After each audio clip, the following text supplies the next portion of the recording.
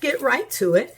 You'll want to take the African black soap and a knife and make thin shavings into a mason jar.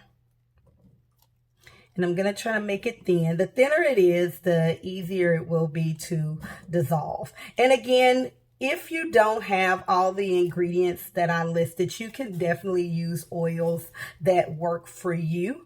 And of course, my name is Messy Mona. So I promise you I clean my kitchen and my cabinet. So I'm just going to scoop that up.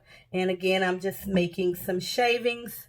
And for the purpose of this video, I'm not going to make a lot, but I'm horrible at measuring. So if you're a stickler for measurements, I don't know if I'm going to be much help for you. I'm a baker and a cook, and sometimes I follow recipes and sometimes I just kind of go from my gut. And so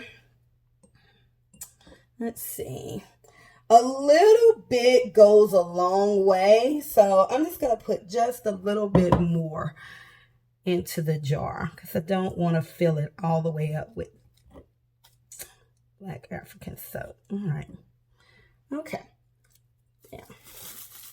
I warmed some water on the stove because I like to boil out. I use a filter on my sink, but I still boil it nonetheless. And we want it a little warm. Now, I boiled this and then I've been letting it sit so it's warm. And we want this to warm so that it'll melt our soap faster.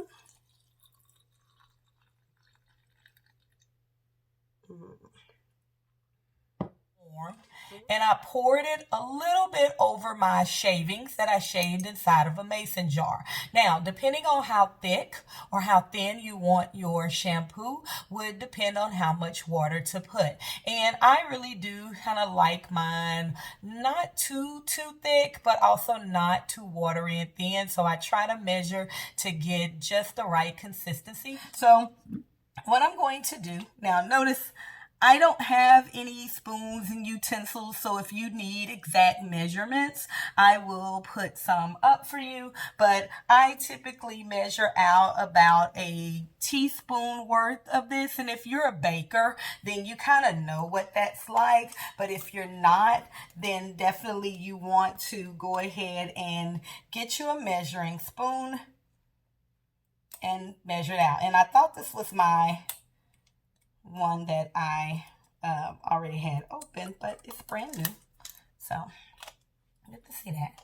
So I'm just going to put in about a teaspoon's worth. Yeah, it's probably that. Go ahead, the same for the jojoba oil. I govern with the rule of love. I just sprinkle until it says, hey, yeah, that's enough. A little bit of my almond oil. Definitely always want to take, I probably overdo it with vitamin E. I'm going to give this a shake. I'm not the best at the little dropper thing, so yeah, that didn't feel like enough. So I'm going to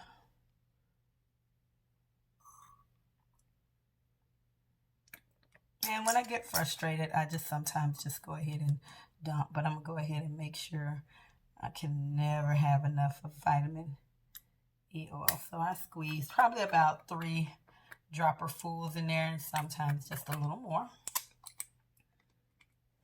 Now again, you can feel free to measure.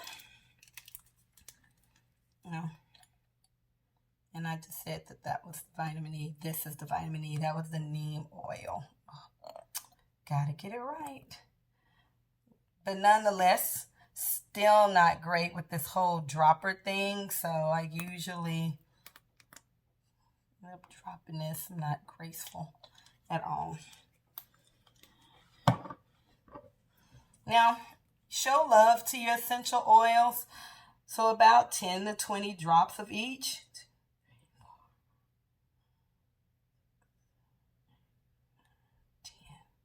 11. That's about 11 drops of tea tree, peppermint,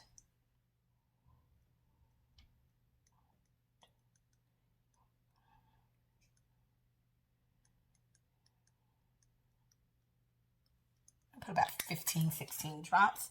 I lose count sometimes. This is my rosemary. And you all know that rosemary is great for hair growth and scalp. So I've lost count, guys. Probably a few more of that. That was probably about maybe 15, 20. I don't know. Again, measure. I don't.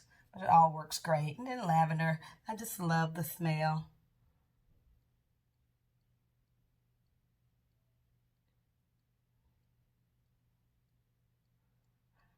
6, 7, 8, 9, 10. All right. Those are some slow droppers. Now I'm going to put my lid on. Oh, it smells so good. I'm just going to give it a shake and a whirl.